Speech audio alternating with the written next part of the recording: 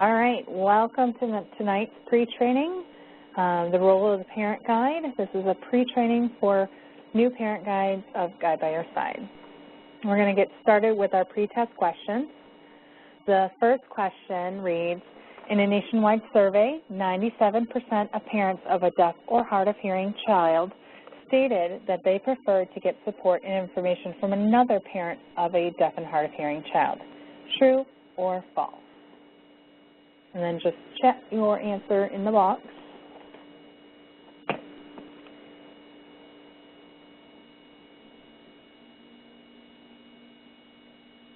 All right, excellent. Number 2, parent guides are A, knowledgeable about EI and educational options, B, able to offer unbiased information about modes or methods of communication, C, sensitive to the range of emotional responses that families experience, D, they have specialized parenting skills that emphasize meeting the unique needs of a child who is deaf or hard of hearing, or E, all of the above.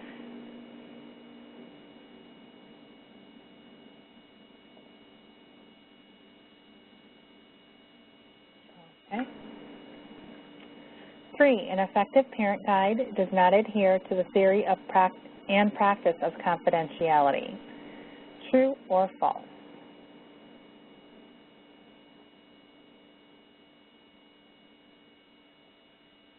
Four, parents have the right to A, drive a foreign car, B, change your agenda for the visit, C, to receive inconsistent information, or D, to be abusive. And these are the parents that you're working with.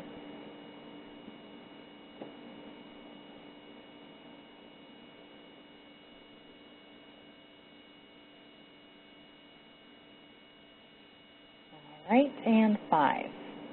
When examining yourself for this role, you should ask, am I coping well with my own emotional issues, which was A, B, am I able to wear 2 different socks, C, can I identify the agenda of others, or D, is my belly button clean? Yes, I am a little silly. Thank you, Mindy.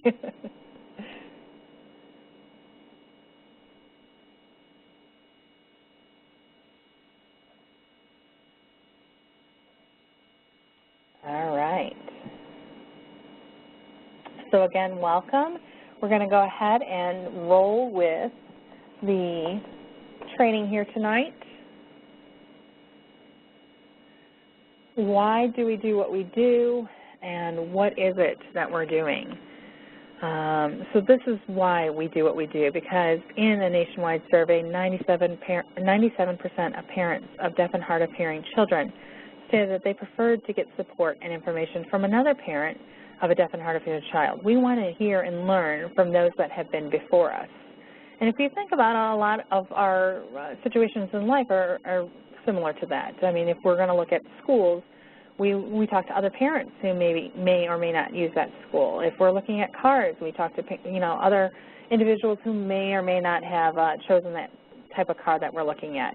We learn from others' experience, and we value that. And it's the same thing with parenting, whether it's parenting a child who is deaf or hard of hearing or parenting just in general. We learn from each other. So, parent guides have special skills, obviously. We're not just the parent, we go beyond that. So why a parent guide? Well, because we have knowledge of what it's like raising a child with hearing loss, the good, the bad, and the ugly of it all. We understand and respect the emotions that come from the journey. We can offer specific information and experiences relating to EI and educational options. We have the skills. We have been there, and we're still doing it. We're still learning and still moving and going on our own, too. We offered unbiased information, making the choice theirs. Remember, again, the Hands and Voices slogan, what works for your child makes it the right choice. Think of that every time you're working with the family. We are not trying to figure out their agenda. We are not trying to figure out what's the best case scenario for them. We're going to lay it out and let it happen. And sometimes we might go into a meeting thinking of, okay, the family has a 2-month-old, this is probably how they're feeling, and that may not be the case. So again, don't go in with the notion of here's what we're going to tackle tonight. You really just let the family lead you. We can supply them with resources specific for a child with hearing loss. We know what's out there. Maybe we've used it ourselves, maybe we've heard of somebody else who has used it, but we're able to get them connected. We know our state and the EDDI system. We can take feedback from these parents to these systems so that they can help facilitate improvement and change. So these parents don't feel like their story goes unheard. If there are issues out there, we can possibly make changes or improvements to that. And you're not just any parent off the street. You have skills. There was a reason why you've been chosen to be added to our team. You are well trained, and you have our national Hands of Voices and Guide by Your Side programs to back you up in what you do.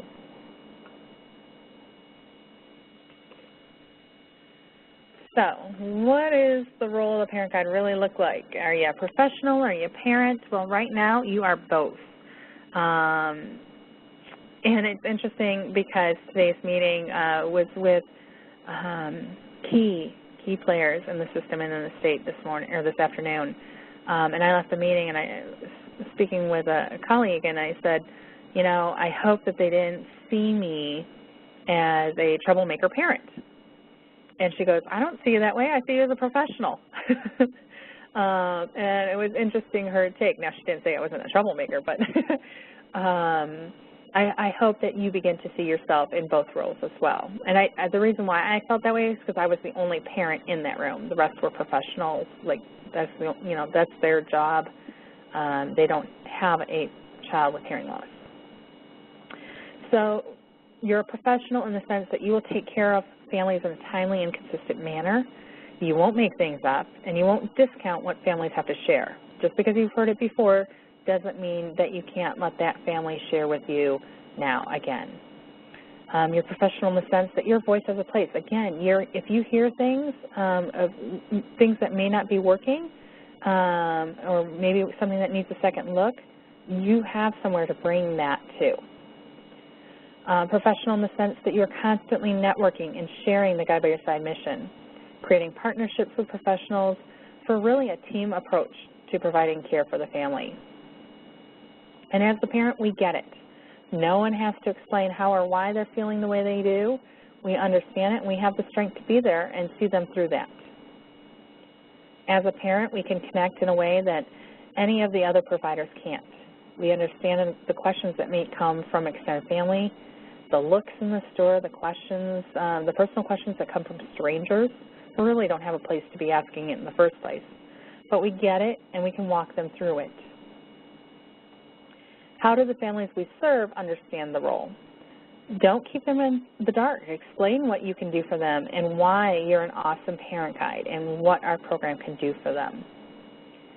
And how does the system see you now? Well, now you may be more committed to projects or be called on by professionals than in the past, and that is okay.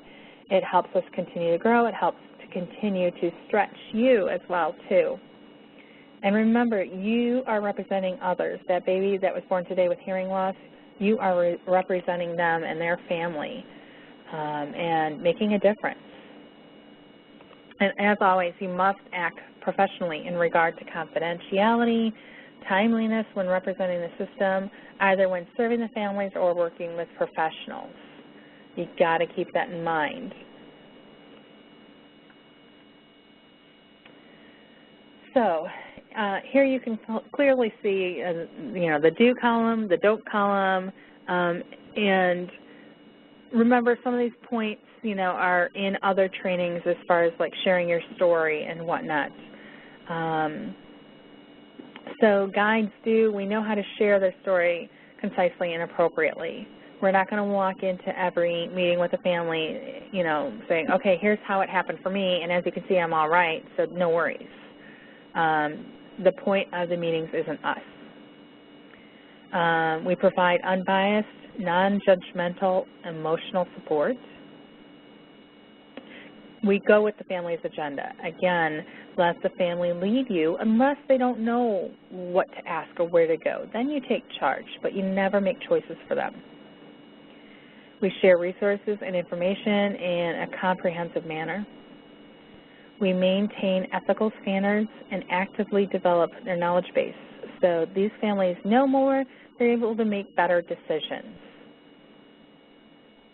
We don't sway a family's opinion through bias.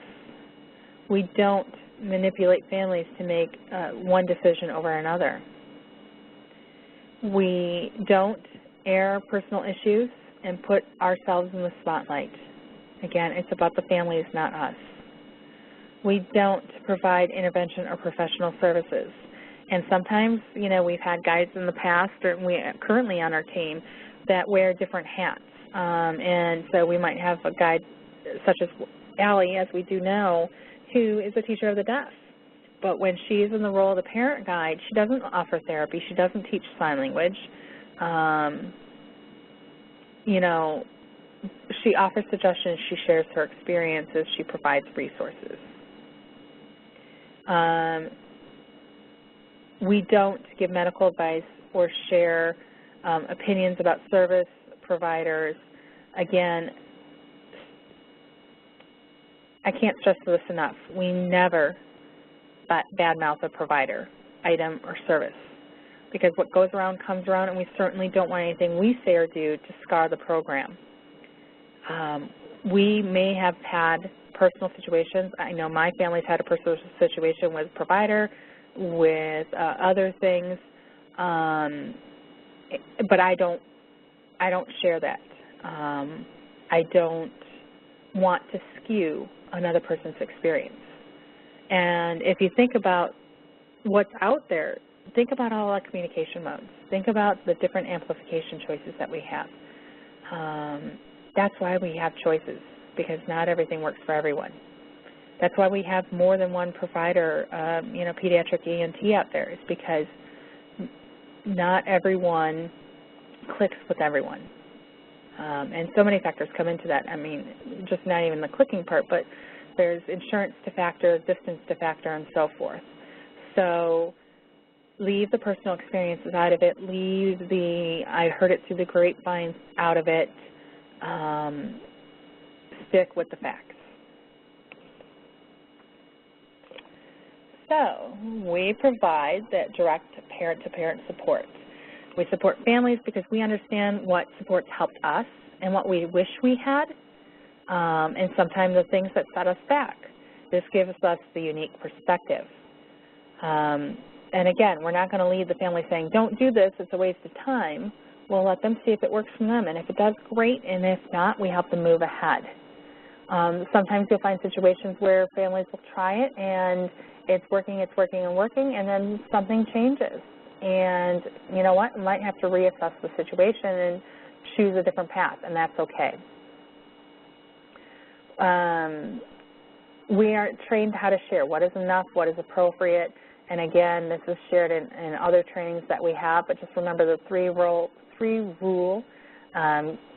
If you're sharing information about schooling options, try to give them 3 different options. If you're sharing a website or information about potty training, you know, try to come up with 3 different articles on potty training so that it gives them more things to consider, and really letting them make a choice and empowering them to read them and make choices.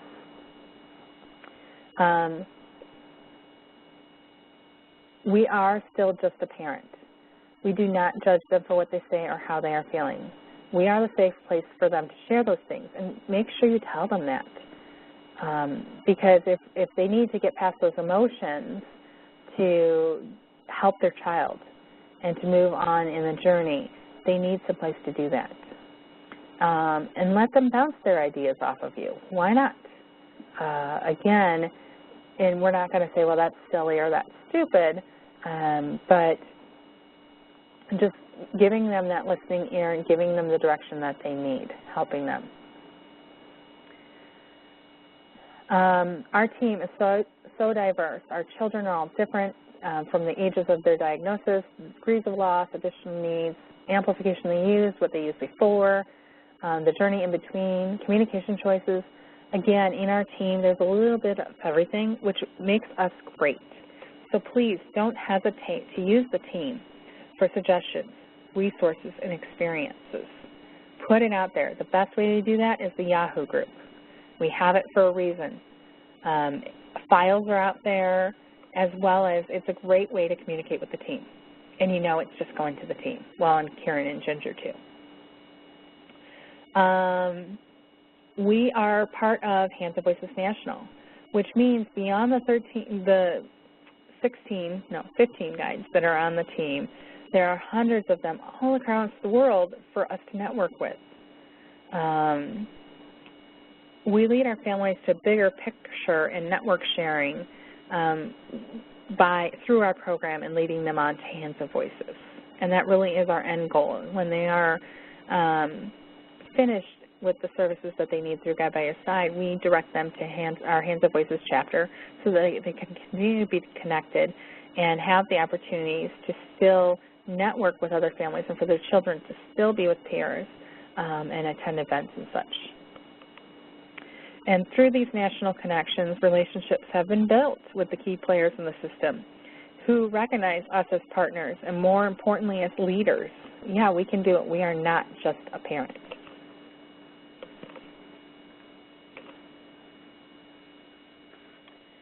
An effective parent guide, we build our skills.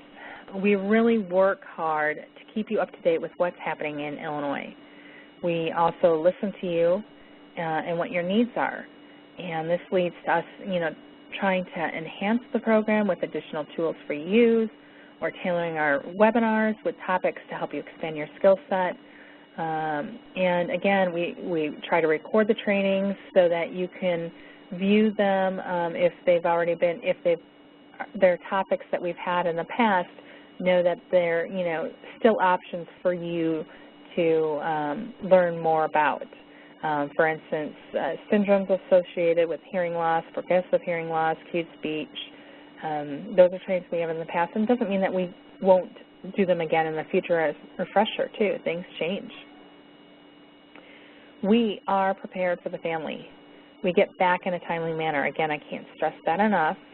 If you aren't ready to take that incoming call, you don't know who it is, you're not sure what they need, let the machine pick it up and listen to the message. Then you can have time to prepare and turn around, return their calls, and be ready for what their needs may be. Also, don't hesitate to say, I don't know, but I'll be happy to look into it more and get back with you. But make sure you do that. Don't leave them hanging. Remember when you first found out, that first year, all the emotions you've had, and kind of how quickly things were moving along, and overwhelmed feeling that you might have had. I know from my experience, I couldn't get enough information fast enough, let alone explain in a way that I would understand and not above me.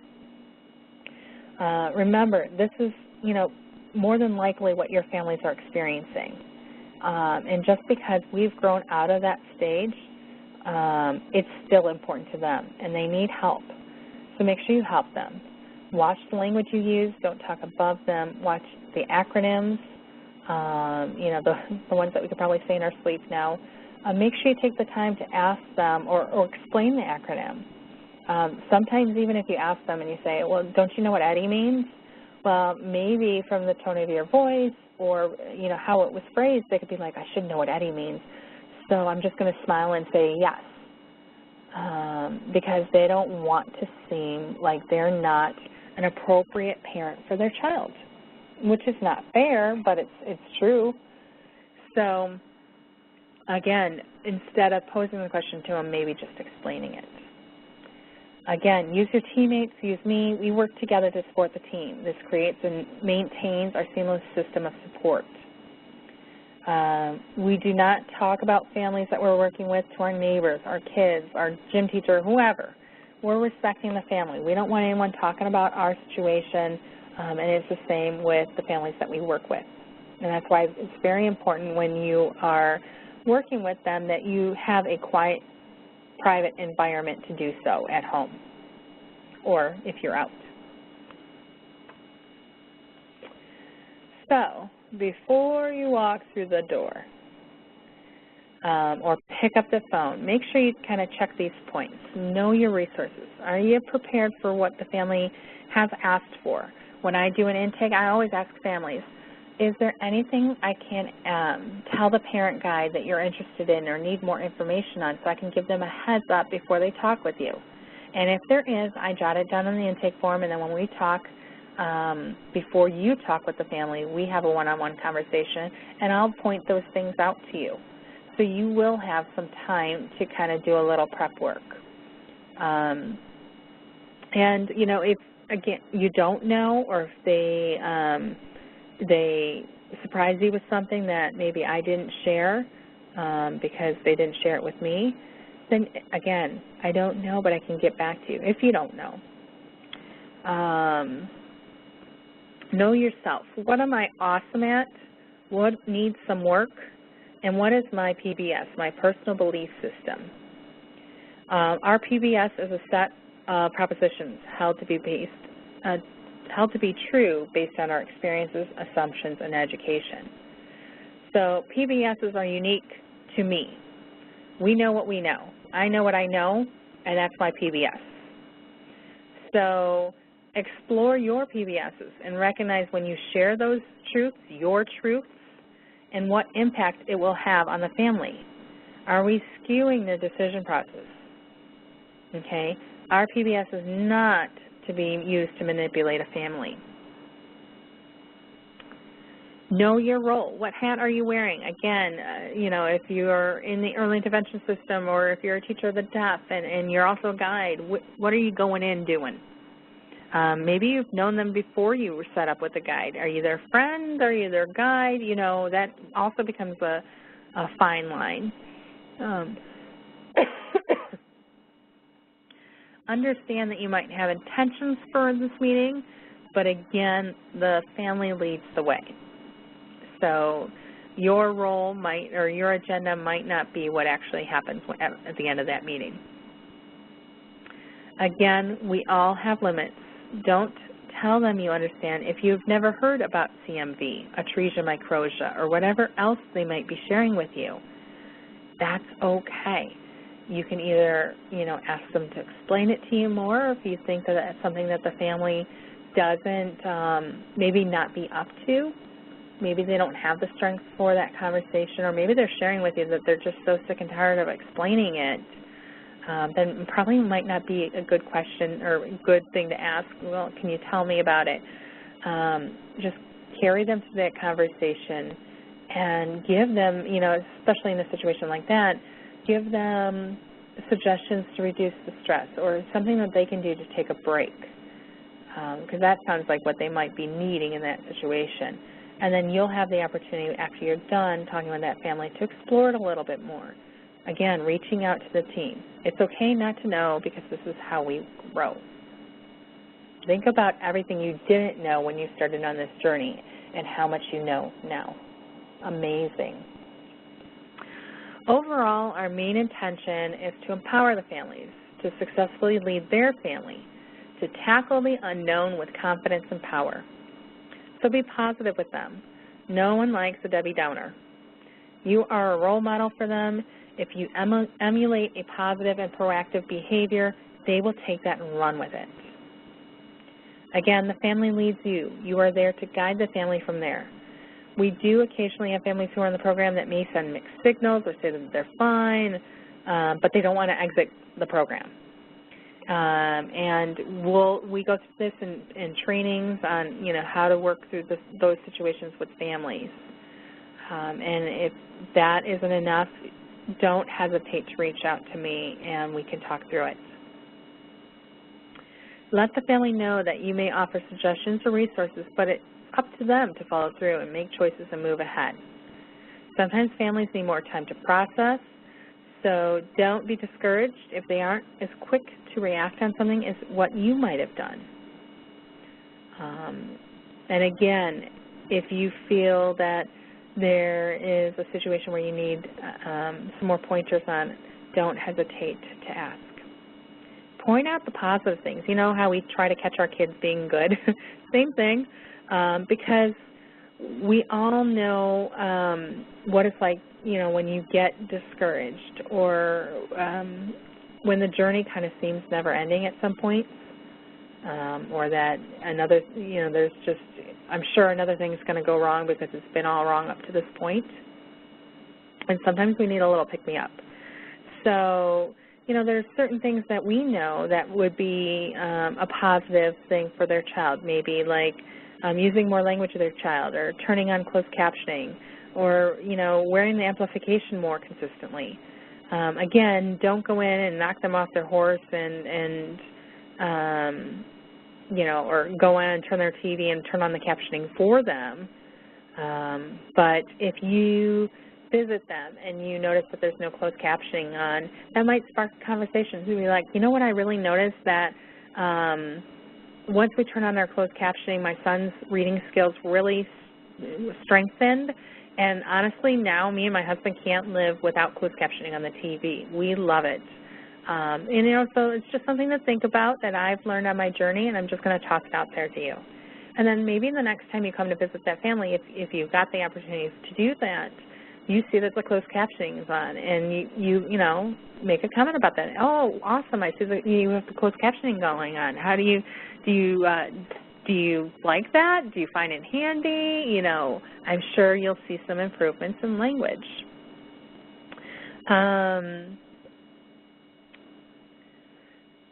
We can't fix everything. It's up to the family. But if we encourage them, then it makes it a happy family. And happy families are able to move ahead and not be stuck in the journey.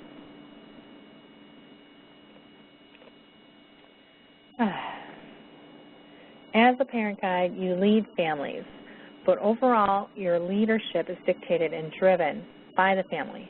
So remember that families have the right to tell you that they're not ready, to delay a decision, to drive the conversation, to change your agenda for the visit, to receive unemotional information. They have a right to be emotional themselves, to not hear your bias or your issues, to be subjective, and they definitely have the right to be treated with respect.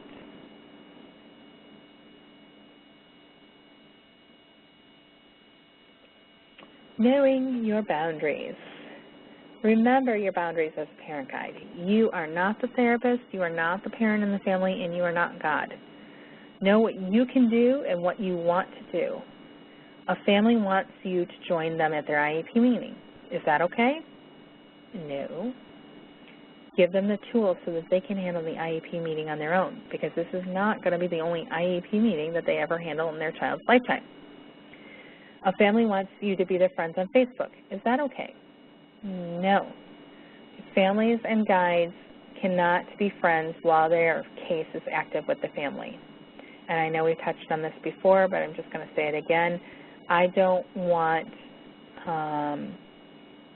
families to see that maybe you're posting your high scores for Candy Crush on Facebook and they're wondering why you haven't called them yet. It could be as simple as that, and we don't want that. Also, we have to keep some things private of our family. And if you're having a bad day with your child, or it's a bad day with the school district, and you just put it out there on Facebook because you got to get it off your chest, and then the family that you're working with sees that, you don't know which way that could go. So it's not that we can't have those bad days, but sometimes when emotions are high, things come out wrong.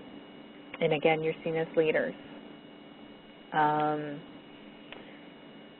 A family wants you to visit them at their home in the city, but you don't like driving into the city. So what now? Maybe you can offer to meet them halfway, or find a time when a family member can take you, or take the train and meet them somewhere. You know, so again, knowing your limits. If the family has a dog and you're scared of dogs, what do? Know your limits. Please don't feel like you have to push your boundaries or your limits because of this. there's always adjustments. Just like with our children, there can always be adjustments in the journey. Remember that we create a circle of support for the family. You are part of the circle. You're not the conductor of the circle. If a family is having issues with part of that circle, we work with them to offer suggestions to repair the issues. Help them do it, but don't do it for them. If one of the things that they're struggling with might be audiological issues, we are not to call the audiologist and work, find out the solution and then tell the family. We continue to support the family or give them the tools to learn how to get the tools that they need to work through the situation that they're in. Now, if going back to the Facebook thing, if I see there's a question, if you're friends with families that you're working with, then, and again, I'm stressing the working with. If you're friends with families that are in the program and you've been friends with the families in the program before you were a guide, it's a little bit different because unfriending them. But if it's a family that you are working with currently and they're your friend on Facebook, I would say that, per our policy, I can't be your friend right now, but once you exit the program, we can reconnect. And that's something that I can talk more one-on-one too. But again, you don't know sometimes. What if your kid gets a hold of your phone and posts on Facebook for you, and what they say on Facebook isn't so very nice, but people don't know it's your child? So there's so many reasons why we put that stand in our policy and procedure. All right. Righty. So, looking at you and your role in your journey so far, what is the same since your child was born, and how much has changed since then? How did you get to this point? More than likely during your journey, you had to examine your situation and make decisions. And just like you did then, you need to look at yourself now and determine if you're ready to serve this family. What adjustments do you need to make to be ready? What can help you prepare? And then who is there for you when you're having those days or when you need support? So ask yourself these questions. Do you have any shortcomings? Are you non-judgmental? Are you a good listener? Can you sit through a conversation with somebody and let them speak for 3 minutes without interrupting them? It's really hard. But that's a tool that we need. Can I handle confidential information without discussing with others? Am I coping well with my emotional issues? Sometimes helping others helps us not get away, but give us a break from what's going on in our life. But in the same sense, sometimes our life becomes to be too much for us too. And if that's ever the case, I hope that you would be honest with me and we can, work together to support you in addition to give you the tools that you need, whether it's a little time off or whatnot, so that, a happy you equals a happy guide, which in turn offers great service to families. If you are out there doing something else, working with families with children who have a hearing loss, are you able to wear those multiple hats? Can I identify the needs and the feelings of others? Am I a self-starter? Am I organized? Can I communicate well? Do I know when to ask for help? Have I examined what my motivations are? Am I out there doing this role because that professional is just awful and I don't want anyone else to use them? Or is it because I truly felt helpless in the beginning of my journey and I don't want any other families to feel that way? Am I threatened by a communication choice different than my family's choice? I have to be honest, at the very beginning of our journey, sign language scared me. And I got nervous around deaf adults because I didn't know how to act, and I didn't want the questions of, well, why aren't you signing? Why is your child oral? And other things that I put in my brain, going into that already having the situation figured out when that may have not been the case. So really being honest with yourself and being open about things that might take us out of our comfort zone. If you go through this list, you see that there are questionable areas. That's okay. We're not perfect. Again, we got our PBSs. But know that you're part of a bigger family now. If there's anything you need to ask, you can ask your teammates or me. We're here for each other. Build relationships with each other. I know it's not easy. We don't live down the street from each other. But whatever way we can make it happen, I'm game for. So if you have got suggestions, let me know. And remember, I'm always here to support you as a parent and a parent guide. Okay? You're not alone. And just because you're in this role doesn't mean we've got it all figured out. The job description for the parent. When working with parents, remember what being a parent means. We are the principal stakeholder who we have subjective and objective expertise in the context of the whole child. We have an intimate knowledge of the family dynamic, our lifestyle. We have our culture and values and our goals for our child, okay? Because the parent is the principal stakeholder of the family, that's why we need to empower them so they can carry on to care for their family and most take in a situation that most likely isn't the journey that they had planned. We want to make sure we empower them. They have a skill set. We don't know what skills are thriving and which ones need work, but recognize them as a parent and what they are able to do well, encourage them. They have their own lifestyle, values, family dynamic, and cultural competence. They are extraordinary. They are unique. And only they know what they want for their child. So educate them to make it happen. Think of the 4 E's when working with families. Empower, encourage, educate, and understand that they are extraordinary. Okay. All right. Any questions?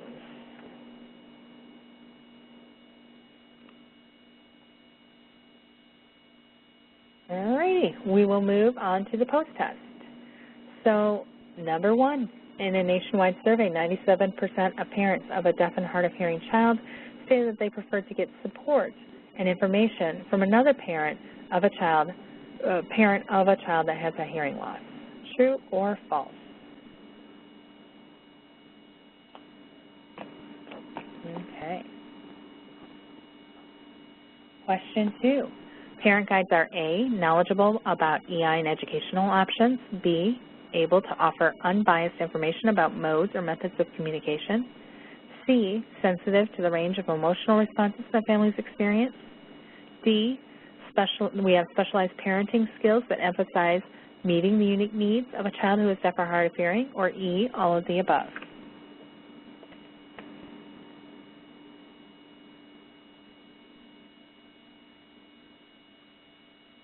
Question 3. An effective parent guide does not adhere to the theory and practice of confidentiality. True or false?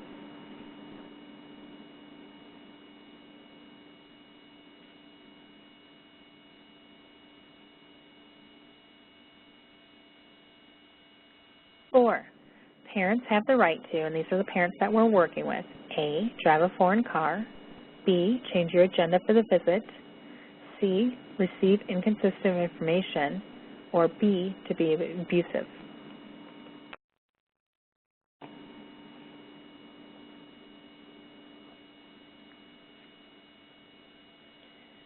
Question 5, when examining yourself for this role, you should ask, A, am I coping well with my emotional issues?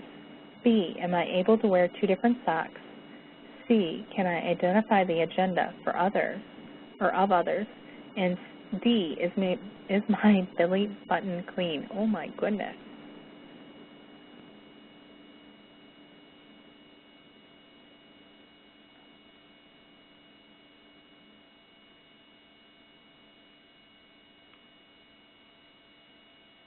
All right, excellent. So I'm going to go ahead and stop the recording.